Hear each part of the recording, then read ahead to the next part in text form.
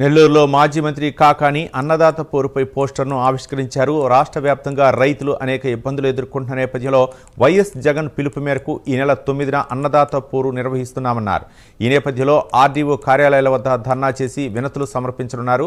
రాష్ట్రంలో ఎరువుల కొరత ప్రధాన సమస్య. క్యూలో నిలబడి నిరీక్షించాల్సిన పరిస్థితి ఏర్పడిందని మాజీ మంత్రి కాకాని గోవర్ధన్ రెడ్డి తెలిపారు.